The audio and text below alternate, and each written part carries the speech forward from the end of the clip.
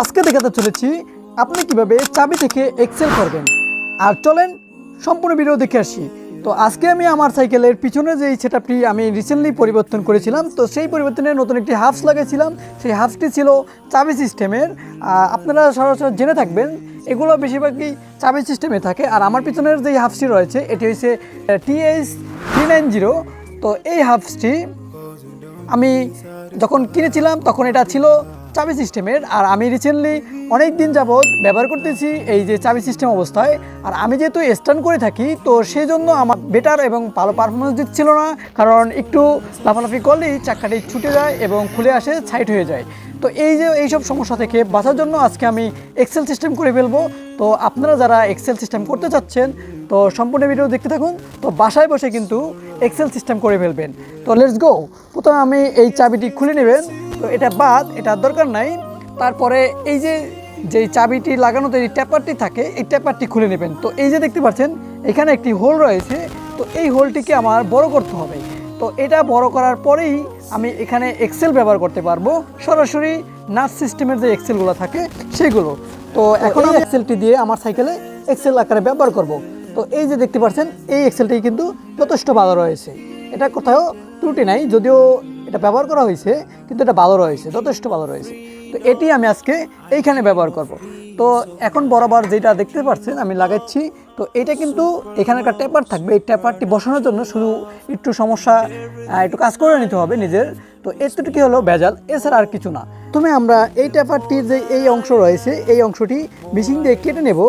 আপনার যদি আপনার বাসায় মেশিন থাকে তাহলে তো ভালো। তো নিজে একটু সাবধানে কাটবেন, কেটে নেবেন। তারপরে বাকিটুক এরকম স্ক্রুড্রাইভার অথবা গ্রাইন্ডিং মেশিন, ড্রিল মেশিন থাকলে ড্রিল মেশিন দিয়ে আপনি স্ক্রু করে নিতে পারেন। সবচেয়ে বেশি বেটার হয় আপনি যদি ওয়ার্কশপ থেকে এগুলো করে নিয়ে আসেন, তাহলে আরও ভালো হবে যদি অভিজ্ঞ না থাকেন। আর যদি অভিজ্ঞ হয়ে থাকেন তো আমি বলবো যে আপনি নিজেও ট্রাই করতে পারেন, কোনো সমস্যা নাই। খালি একটু সাবধানে এটা যেন সুন্দর মতো হয়ে যায় এবং এটার মেজারমেন্ট অনুযায়ী। তো লেটস গো, আমি এখন ট্রাই করতেছি। তো প্রথমে আমি স্ক্রুড্রাইভার দিয়ে একটু মাপ কাটিয়ে নিচ্ছি, তারপরে এটারে মেশিনে কেটে নেব। আর গ্রাইন্ডিং মেশিন আপনি যদি চালানো অভিজ্ঞতা থাকে তাহলে এটা অবশ্যই আপনি ব্যবহার করতে পারেন। আর যদি না অভিজ্ঞতা থাকে তো অবশ্যই সাবধানে অন্য একজন বা ওয়ার্কশপ দিয়ে এগুলো ট্রাই করবেন। তো সবসময় সেফটি ফার্স্ট। তো আমি এখন এটাকে এভাবে ধরে নিয়েছি। তো এরপর মেশিনটি চালু করব।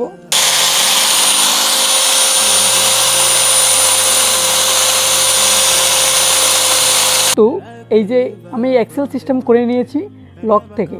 আর এখন কিন্তু এইখানে এই স্প্যান্ডেলটা এইখানে ইউজ করা যাবে।